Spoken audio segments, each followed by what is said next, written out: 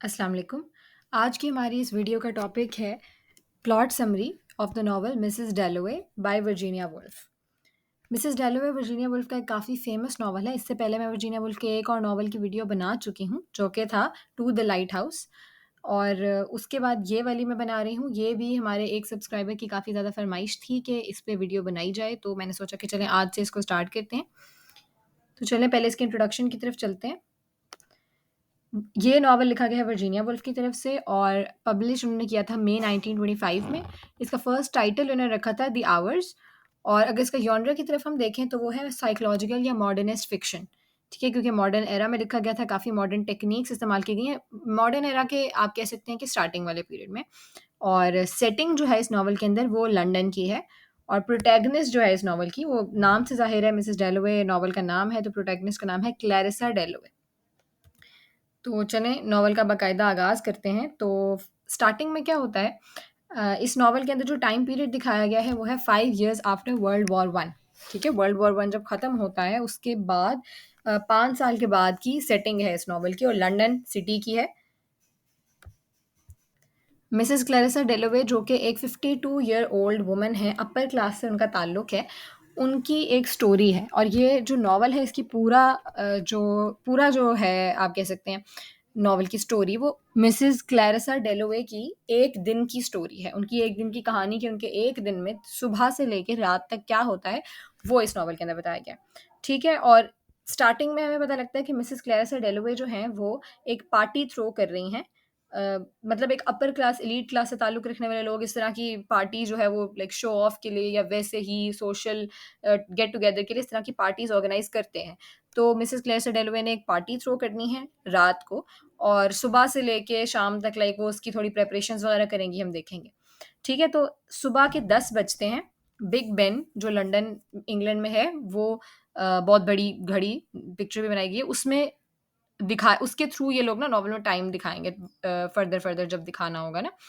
तो वो 10 बजाती है घड़ी और मिसेस क्लेयर डेलवे अपने घर से बाहर चली गई हैं। उन्होंने ना बेसिकली फ्लावर्स लेने हैं पार्टी के लिए, जो रात को पार्टी है उसके लिए कुछ फ्लावर्स वगैरह लेने हैं, और वो पार्टी के लिए कुछ ज़्यादा एक्साइटेड हैं या कुछ अच्छे अरेंजमेंट्स करना चाहती हैं, इसीलिए उन्होंने अपनी सर्वेंट लूसी को भेजने के बजाय खुद गई हैं। ठीक है, खुद वो निकली हैं घर से बाहर, और घर से बाहर निकल के क्या-क्या देखती हैं वो इस सेक्शन में हम देखेंगे। अब जैसे एक इंसान चल के जा रहा है फूल लेने के लिए, तो रास्ते में वो क्या कुछ सोच रहा है, वो क्या कुछ कर रहा है, वो सारा कुछ वर्जीनिया वुल्फ वैसे भी एक ऐसी राइटर है जो कि साइकोलॉजिकल थिंकिंग से बहुत डील करती हैं और साइकोलॉजी को बहुत ज़्यादा डीपली लिखती हैं अपने वर्क्स के अंदर। तो वो देखें, हम यहाँ पे दिखा रहे हैं वो कि क्लैरिसा क्या सोच रही है जाते हुए। सबसे पहले वो ह्यू व्हिटब्रेड के बारे में सोच रही है। ह्यू व्हिटब्रेड कौन है? उनका एक दोस्त पुराना, ठीक है? और ऐसा दोस्त के मतलब ये आप सोच सकते हैं कि इनके ना कुछ फ्रेंड्स का ग्रुप था पहले, ठीक है? पास्ट की बार-बार सोचें आएँगी तो मैं साथ-साथ बताती जाऊँगी। पास्ट में ये कुछ फ्रेंड्स थे, एक था ह्यू व्हिटब्रेड, एक था पीटर वॉल्श, एक सैली सेटन और एक ये क्लैरिसा डेलोवे, ठीक है? तो ये 4 फ्रेंड्स थे, और भी कुछ थे, मतलब प्रोमिनेंट यही थे। तो इनके बारे में भी वो बार-बार सोचेंगी। पीटर वॉल्श के बारे में भी साथ ही साथ सोचती हैं। पीटर वॉल्श कौन है? उनका एक्स लवर, मतलब था तो फ्रेंड ही, बट ये दोनों एक-दूसरे को पसंद भी करते थे, लेकिन बाद में कुछ बना नहीं, तो बाद में फिर मिसेस डेलोवे ने शादी कर ली रिचर्ड डेलोवे से बाद में। ठीक है? तो अभी वो जाते-जाते ह्यू व्हिटब्रेड के बारे में सोच रही हैं, जो कि एक बहुत जेंटलमैन है, यानी कि वो सोच रही हैं कि वो एक बहुत अच्छी पर्सनैलिटी के मालिक हैं, अच्छा उनका रख-रखाव है, बहुत अच्छे जेंटलमैन टाइप का बंदा है वो। अब पीटर वॉल्श के बारे में भी सोचती हैं कि पीटर वॉल्श किस तरह से उनके साथ अच्छा सलूक किया करता था, कैसे उनकी अच्छी दोस्ती थी, और साथ ही साथ सोचती हैं वो पास्ट में कि पास्ट में एक बार उन्होंने उसको कहा था, मिसेस डेलोवे को कहा था पीटर वॉल्श ने, कि यकीनन आगे जाके वो एक ऐसी होस्टेस बनेंगी, मतलब पार्टीज़ होस्ट किया करेंगी, किसी प्राइम मिनिस्टर या किसी बड़े आदमी से शादी कर लेंगी। और ये जब उन्होंने पीटर ने कहा था, तो क्लैरिसा उस टाइम, क्लैरिसा की आँख में आँसू आ गए थे ये सुन के। क्यों आए थे आँसू? क्योंकि वो सोच रही थी कि मैं ऐसा कभी नहीं करना चाहती, और उनको ऐसा लग रहा था कि पीटर ने ही उनके ऊपर बहुत बड़ा क्रिटिसिज़्म कर दिया। लेकिन आज वो ये सोचती हैं तो उनको मज़ीद दुःख होता है कि उसने ठीक ही कहा था, ऐसा ही कुछ हो गया मेरे साथ। आज मैं एक पार्टी होस्ट करने के लिए ही काम कर रही हूँ, और मतलब मेरी लाइफ़ यही है अब। ठीक है? और उसके बाद साथ ही साथ वो लाइफ़ एंड डेथ के बारे में भी सोचती हैं कि मिसेस क्लैरिसा जो है उनको लाइफ़ की छोटी-छोटी चीज़ों में मज़ा आता है। लाइफ़ की छोटी-छोटी चीज़ों को वो फ़ील करती हैं। जैसे अब फूल लेने जा रही हैं, वो इधर-उधर हवा है, जब फूल लेंगी तो फूल की खुशबू है, इन सब चीज़ों को वो फ़ील करेंगी। और साथ ही साथ वो लाइफ़ एंड डेथ के बारे में सोचती हैं कि उनकी लाइफ़ असल में क्या है? मतलब कुछ नहीं है। वो इधर-उधर देखती हैं कि सारे लोग जा रहे हैं, इतना बिज़ी सिटी है, सब लोग अपने-अपने काम को जा रहे हैं, फिर डेथ अगर उनकी हो गई तो एक बंदा बीच में से अगर वो कम हो भी गई तो किसी को क्या फ़र्क पड़ेगा? तो मतलब वो इस टाइप की बातें सोचती हैं। और नीचे एक शेक्सपियर के प्ले से एक लाइन लिखी गई है जो वो बोलती हैं या सोचती हैं, ठीक है? तो ये लाइन भी उनके दिमाग में आती है। आगे अगर हम देखें तो क्लैरिसा इसके बाद अपनी डॉटर के बारे में सोचती हैं, अपनी बेटी के बारे में कि उनकी जो बेटी है वो क्यों फ़ैशन से मोहब्बत नहीं करती है, उसको क्यों फ़ैशन का क्रेज़ नहीं है या शौक नहीं है। वो अपने हर वक़्त डॉग के पीछे लगी रहती है, ठीक है? और ये भी वो सोचती हैं कि मिस किलमैन से उसकी अट्रैक्शन कैसी है। मिस किलमैन कौन है? मिस किलमैन उसकी एक टीचर हैं, हिस्ट्री टीचर, उनकी बेटी का नाम है एलिज़ाबेथ डैलोवे। उसकी क्लैरिसा की बेटी की हिस्ट्री टीचर है मिस किलमैन, जिनके साथ वो हर वक़्त लगी रहती है। मिस किलमैन कौन है? एक पुअर अनअट्रैक्टिव वुमन है और यूजुअली मैकिन्टोश पहन के रखती है। मैकिन्टोश एक लॉन्ग आप कह सकते हैं रबर कोट टाइप का होता है जो रेन में यूजुअली पहना जाता है। उसको पहन के क्यों रखती हैं? क्योंकि वो समझती हैं कि वो इतनी अट्रैक्टिव नहीं है कि वो अपने आप को लाइक अच्छे क्लोथ्स के साथ वो शो करा सकें, तो वो इस टाइप का लॉन्ग कोट पहन के रखती हैं। ठीक है? तो यहाँ पे मिस किलमैन के बारे में वो सोचती हैं और उनको ये भी लगता है कि भई मिस किलमैन जो हैं, उसके साथ इतना क्लोज़ नहीं होना चाहिए मेरी बेटी को। उसको अच्छा नहीं लगता ये बात क्योंकि मिस किलमैन होती हैं क्रिश्चियन और खुद क्लैरिसा एथीइस्ट हो गई होती है, तो उसको अच्छा नहीं लगता कि भई मिस किलमैन के साथ ये रहें, क्योंकि वो चाहती है कि कहीं उसकी बेटी भी मिस किलमैन की बातों से ज़्यादा ही इंस्पायर ना हो जाए। तो यहाँ पे साथ ही साथ वो ये हमें यहाँ पे ये भी शो कराया गया है कि पास्ट में क्लैरिसा का सैली सेटन जो कि उसकी दोस्त थी, उसके साथ एक आप कह सकते हैं कि डीप रिलेशनशिप था। जैसे कि ऑपोज़िट जेंडर्स में होना चाहिए, एक मेल और फीमेल में जो रिलेशनशिप यूजुअली होता है, वो उसका सैली सेटन के साथ था, अपनी फीमेल फ्रेंड के साथ, ठीक है? तो इसी चीज़ से वो डरती है कि कहीं एलिज़ाबेथ में भी वही चीज़ ना आ जाए अपनी हिस्ट्री टीचर के लिए। अब ये जब सब कुछ वो सोच रही है, तो वो फ्लावर शॉप आ गई जहाँ से उसने फूल लेने हैं। फ्लावर शॉप की ओनर है मिस पिम, जिनके साथ अच्छे ताल्लुकात हैं क्लैरिसा के, तो वो अंदर जाती है, उनके साथ कुछ बातें वगैरह करती है और अच्छे से फूल खरीदती है। अब ये वो खरीद रही होती है कि उसको बाहर से एक कार बैकफायरिंग की आवाज़ आती है।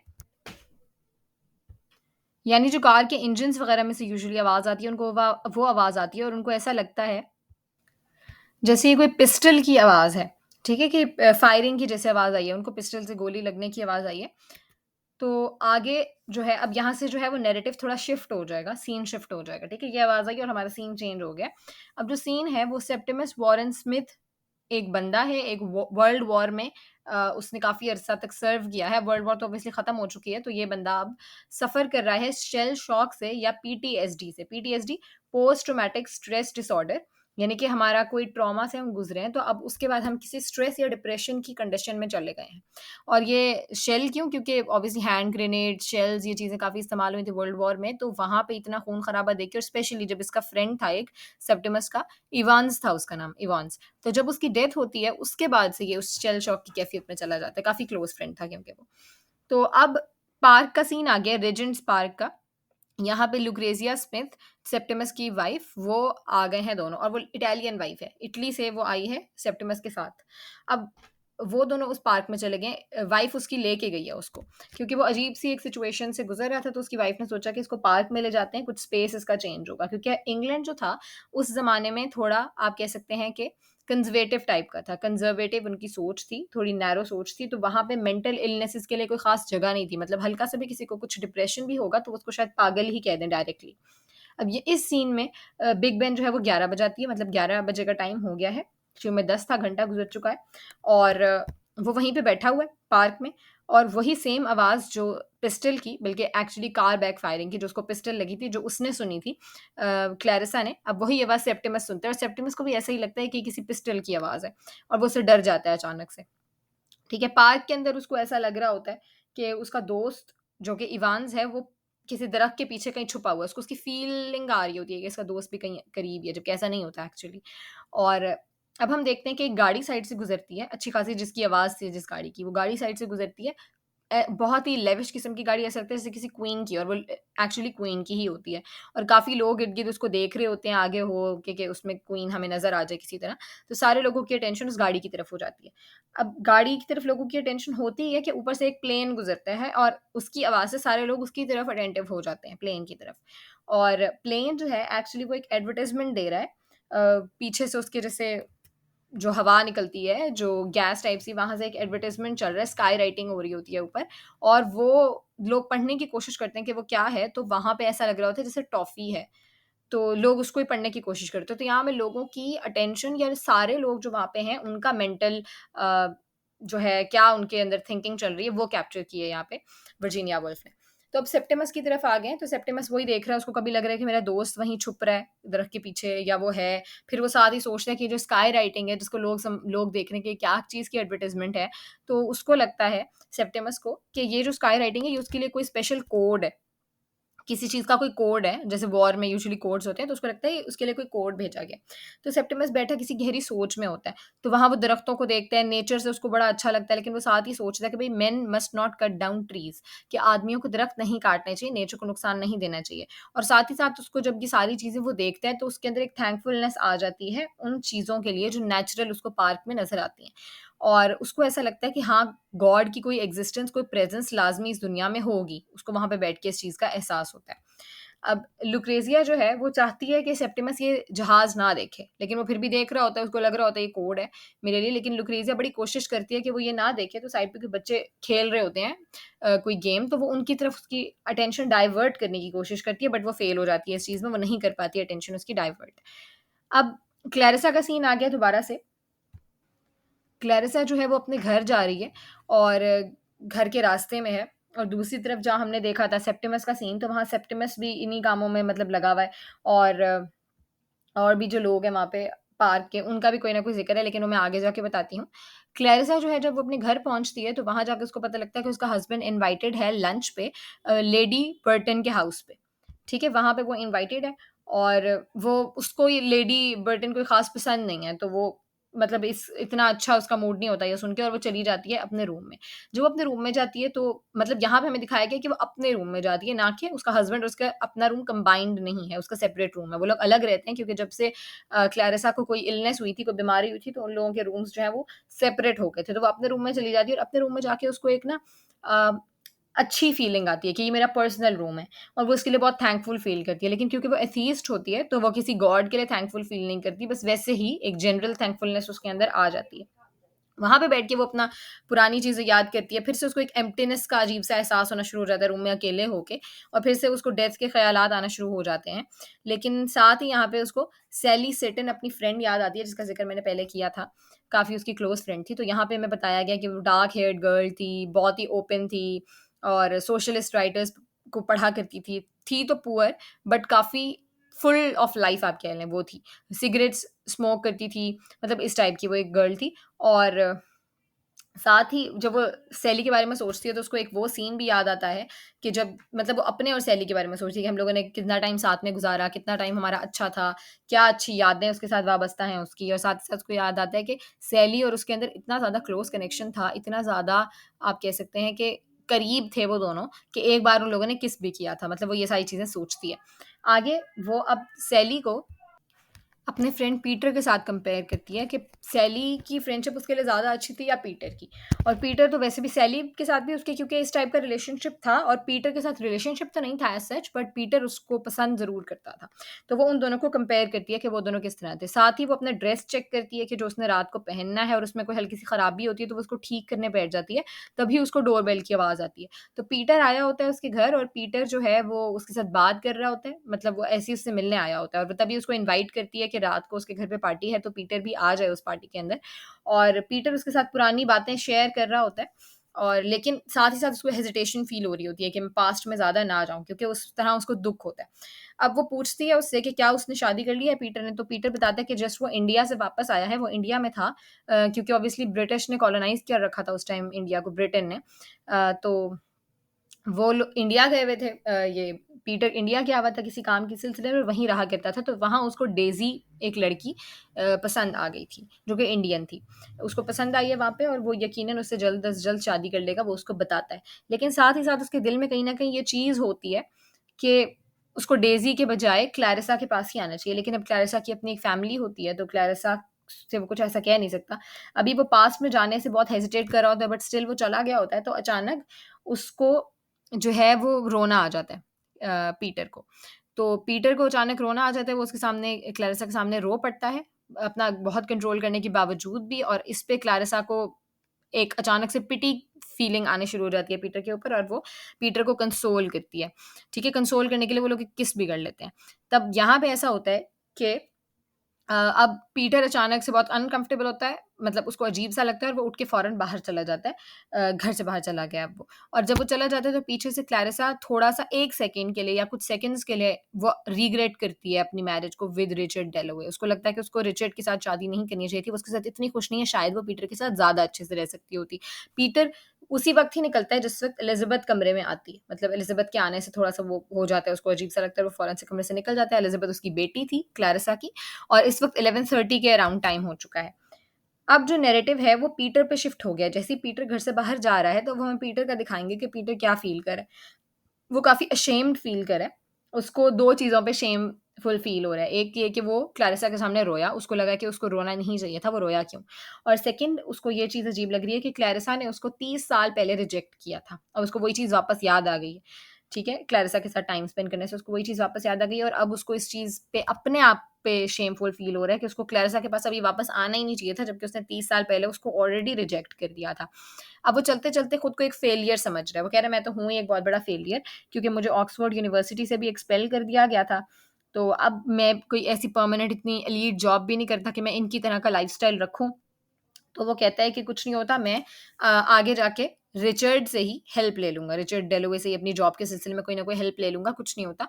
और अभी वो ये सोच ही रहा होता है कि उसको एक खूबसूरत-सी वुमन चलती हुई नज़र आती है। अच्छा, पीटर का ये एक प्रॉब्लम है कि इसके पास क्योंकि कोई लाइफ़ पार्टनर नहीं है, तो ये वुमेन में अट्रैक्टेड है। और अब यहाँ पे इसको कोई औरत चलती नज़र आई, एक रैंडम स्ट्रेंजर, उसको नहीं पता वो कौन है, वो उसको वैसे ही फ़ॉलो करना शुरू कर देता है। अब जब वो वुमन को फ़ॉलो करता रहता है और देखता रहता है, वो अपने घर पहुँच जाती है, अपनी कीज़ निकालती है, डोर अनलॉक करके अंदर चली जाती है, तो पीटर फिर अकेला हो जाता है बाहर। तो अब पीटर को समझ नहीं आता वो क्या करे, तो वो यूँ ही इमेजिन कर रहा होता है अपने आप को उसी वुमन के साथ कि कैसा उसके साथ अच्छी लगती है, लगता है वो दुनिया की बहुत आइडियल बेस्ट होगी। लेकिन अब वो ये सब फैंटेसीज़ से बाहर आता है और रीजेंट पार्क में ही चला जाता है, जहाँ पे सेप्टिमस वॉरेन स्मिथ और उसकी वाइफ़ भी थे। वहाँ पे वो लोग चला जाता है, एक बेंच पे बैठ जाता है, स्मोकिंग वगैरह करता है, थोड़ी-सी इधर-उधर देखता है और उसके बाद बेंच पे ही सो जाता है। तो आगे अब हम देख रहे हैं कि जब वो सो गया है, तो उसको कोई ना कोई ख्वाब आते हैं। ख्वाब क्या उसको आता है कि एक सॉलिटरी ट्रैवलर है, जैसा मतलब अभी वो एक वुमन के पीछा करते-करते गया और उसको देख के आया, तो वैसा ही तकरीबन उसका ख्वाब है कि एक सॉलिटरी ट्रैवलर है जो कि इधर-उधर ट्रैवल कर रहा है और उसको उस ट्रैवलर को विज़न्स आते हैं, खूबसूरत-खूबसूरत वुमेन के। एक ओल्ड वुमन का उसको विज़न आता है, एक यंग लेडी का उसको विज़न आता है, तो इस तरह की चीज़ें होती हैं, तो अचानक इसका ख्वाब खुल जाता है और ये उठ जाता है। ठीक है?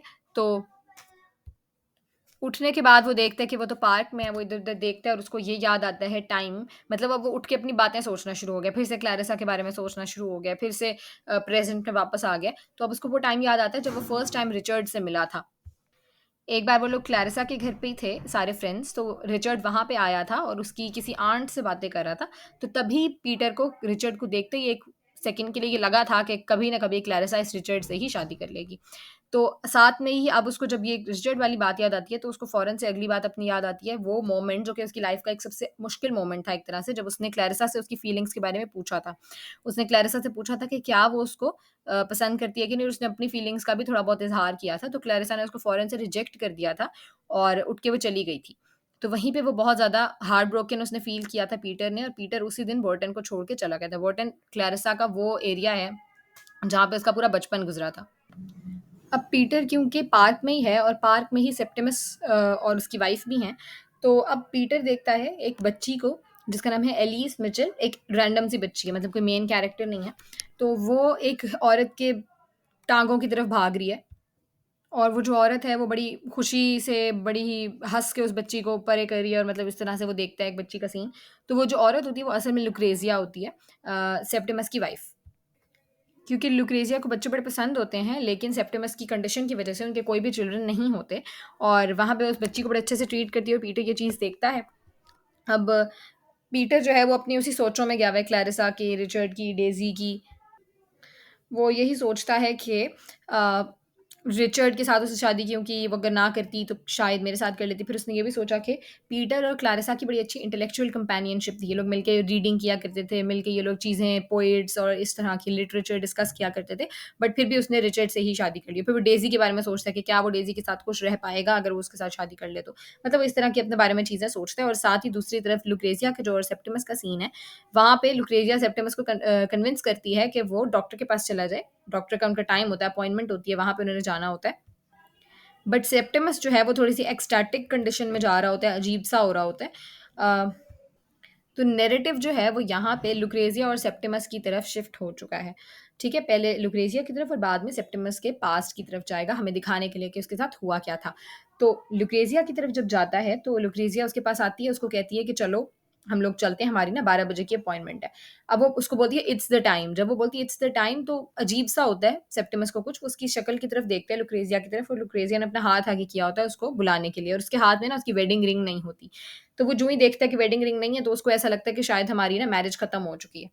और उसको लगता है कि वो यही कह रही है कि भई इट्स द टाइम कि हम अपनी मैरिज खत्म कर लें। तो उसको समझ नहीं आ रही होती कुछ भी, अजीब-सी उसकी कंडीशन हो रही होती है। फिर उसको लगता है कि इवान्स जो है वो ट्री के पीछे से बाहर आ गया और जो जिस इंसान को उसको लगता है कि वो इवान्स है और वो ट्री के पीछे से बाहर आ गया, असल में वो पीटर होता है, जो कि अपने बेंच से उठ के खड़ा हो चुका होता है। फिर वो सन की तरफ देखता है, सेप्टेमस तो उसको ऐसा लगता है कि सन मज़ीद हॉटर हो रहा है या बहुत बड़ा हो रहा है या करीब आ रहा है।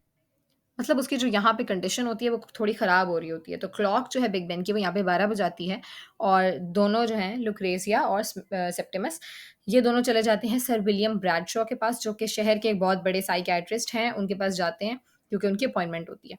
ठीक है? डॉक्टर का सीन आ जाता है, डॉक्टर के पास पहुँचते ही डॉक्टर डायग्नोज़ करता है कि इसको सीवियर डिप्रेशन है। डॉक्टर साथ ही साथ पूछता है कि ये लोग पहले किधर थे? मतलब पहले क्यों नहीं आए उसके पास, इतना देर क्यों कर दी है? तो वो लोग कहते हैं कि पहले हम किसी डॉक्टर हॉल्म्स के पास थे। डॉक्टर हॉल्म्स जो है, वो इनका कोई दोस्त भी था एक तरह का और डॉक्टर भी था। तो उसने डॉक्टर होम्स के पास जब भी सेप्टिमस और लुक्रेज़िया गए हैं, तो उसने हमेशा लुक्रेज़िया को कहा था कि सेप्टिमस के साथ कोई प्रॉब्लम नहीं है। सेप्टिमस ऐसे ही चीज़ों को ओवरथिंक कर रहा है। सेप्टिमस बिल्कुल ठीक है और उसके साथ कुछ ऐसा नहीं हुआ कि उसको किसी भी किस्म के ट्रीटमेंट की ज़रूरत हो या कोई इलनेस नहीं है बहुत बड़ी। जबकि ये वाला डॉक्टर फ़ौरन डायग्नोज़ करता है कि ये सीवियर डिप्रेशन के अंदर चला गया है और साथ ही साथ डॉक्टर होम्स को क्रिटिसाइज़ भी करता है कि उसने इतना टाइम क्यों उनका वेस्ट कर दिया। अब सेप्टिमस फ़ौरन बताता है कि मेरे साथ वर्ल्ड वॉर में क्या हुआ, मैंने वर्ल्ड वॉर में क्या देखा और वो साथ ही साथ ये भी कहता है कि मैं इस इंसानियत का बहुत बड़ा मुजरिम हूँ क्योंकि मैंने इतने सारे लोगों को कत्ल किया और मैंने ये किया, वो किया। अपने आप को ना फ़ौरन क्रिटिसाइज़ करता है। लेकिन लुक्रेज़िया उसको कहती है कि नहीं, इसको क्रिटिसाइज़ करने की ज़रूरत नहीं है क्योंकि सेप्टिमस एक बहुत अच्छा इंसान है, वो तो वॉर हीरो था। वो इस तरह कहने की कोशिश करती है लेकिन वो मान नहीं रहा होता किसी की बात। अब रिचर्ड का सीन आ गया। रिचर्ड जो कि लेडी बर्टन की प्लेस पे चले गए हैं क्योंकि वहाँ पे उनका लंच था, वो इनवाइटेड थे। अब वहाँ वो चले गए हैं, वहाँ पे वो सोचते हैं लेडी बर्टन जो है वो बात करती है क्लैरिसा के बारे में भी, तो वहाँ पे उसको रिचर्ड को ऐसा एहसास होता है कि उसको क्लैरिसा से कभी न कभी तो अपना फीलिंग्स जो हैं उनका इज़हार करना चाहिए, जो कि उसने कभी नहीं किया इतने सालों में। इवन अगर रूम सेपरेटेड है, कुछ भी है, उसने कभी इतने सालों में वो इज़हार नहीं किया जो उसको करना चाहिए था, वक़्तन-फ़वक़्तन करते रहना चाहिए था। तो वो सोचता है कि चलो मैं कभी ना कभी ये करूँगा, बल्कि आज ही करूँगा। तो वो सोचता है कि आज मैं जाते हुए वापसी पे रोज़ेज़ लेता जाऊँगा और क्लैरिसा को देके अपनी फीलिंग्स का इज़हार लाज़मी करूँगा। तो बिग बेन जो ही 3 बजाती है, 3 ओ क्लॉक होते हैं, वो घर आ चुका होता है और रोज़ेज़ दे रहा होता है अपनी वाइफ़ को। लेकिन साथ ही साथ उसकी ज़बान जो है वो साथ नहीं देती, शायद वो फ़ील जो उस टाइम कर रहा था या जो कहना चाह रहा था, वो कह ही नहीं पाता। तो यहाँ पे अब हमारे पास वापस सीन आ गया है लुक्रेज़िया का, जो कि सेप्टिमस को ये यकीन दिलाती हैं कि डॉक्टर जो हैं वो उसकी इलनेस को लाज़मी क्योर कर देंगे, अब उसको टेंशन लेने की कोई ज़रूरत नहीं है। और सेप्टिमस का मैंने बताया था कि पास्ट की तरफ भी नैरेटिव शिफ्ट होता है। तो यहाँ पे वो हमें बताते हैं कि सेप्टिमस पहले वॉर के टाइम पे या वॉर से पहले जब वो उसने कहाँ मिला था वो लुक्रेज़िया से।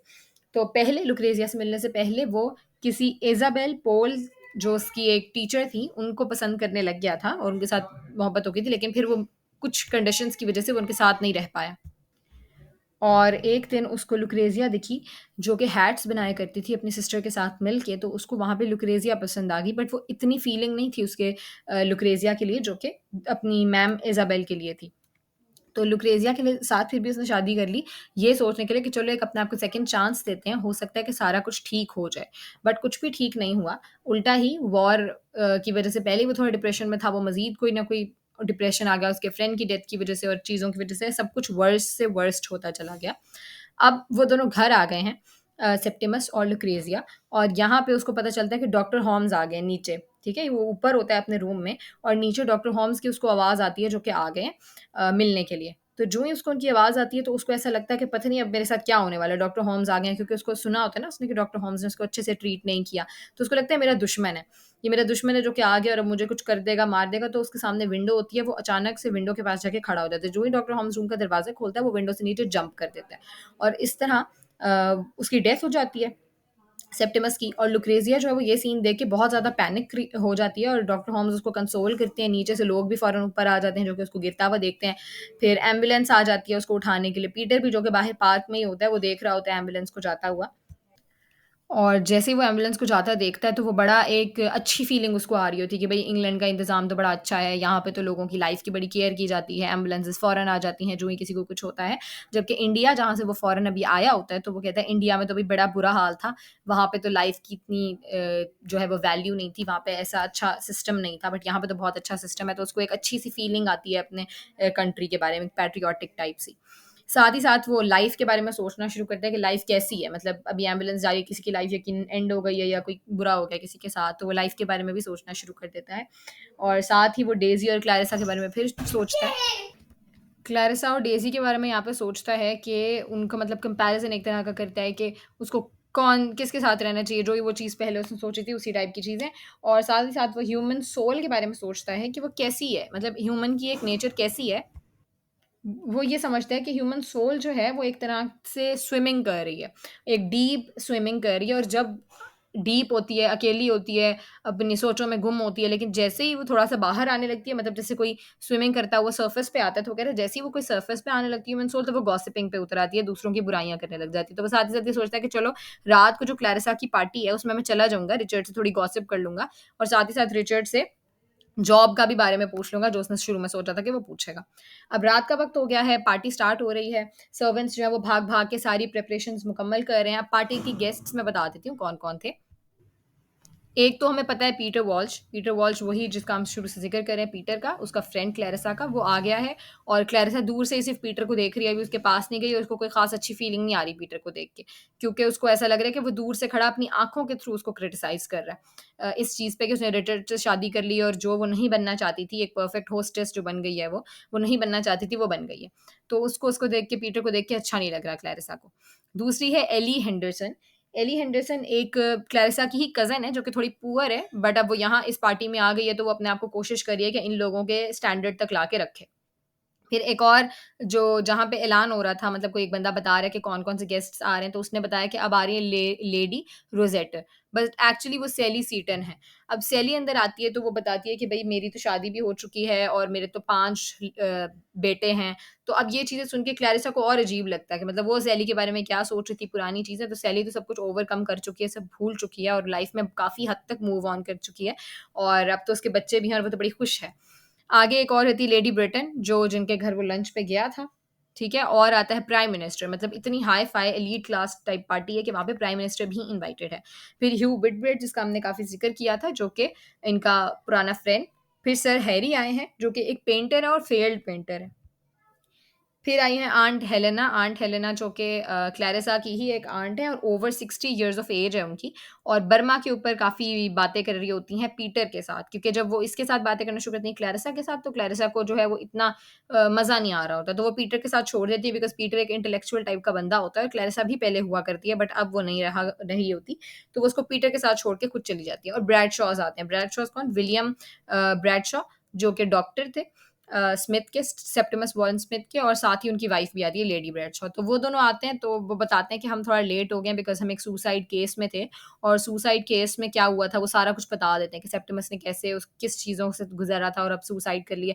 तो जब ये सारा कुछ वो सुनती है तो उसको बहुत बुरा लगता है। इतना अजीब-सा लगता है इसको क्लैरिसा को कि वो अलग चली जाती है अपने टेरेस पे सबसे दूर और वो एम्प्टीनेस सी फ़ील कर रही होती है अपने अंदर, और वो सेप्टिमस के बारे में सोच रही होती है, जबकि वो उसको नहीं जानती होती, फिर भी उसके बारे में सोच के बहुत अजीब-सा फ़ील कर रही होती है, और उसको लगता है कि सबका एंड यही तो होना है। फिर वो वहीं खड़ी हुई दोबारा सैली और पीटर के बारे में सोच रही होती है कि वो लोग कैसे होंगे। दूसरी तरफ पार्टी के अंदर सैली और पीटर काफ़ी आपस में बातें-शातें कर रहे हैं, और वो क्लैरिसा के बारे में बात कर रहे हैं कि क्लैरिसा की मैरिटल लाइफ़ कैसी चल रही होगी रिचर्ड के साथ, और वो साथ ही एलिज़ाबेथ को देख रहे हैं कि वो अपने डैड की तरफ, यानी रिचर्ड की तरफ काफ़ी अट्रैक्टेड लग रही है उनको।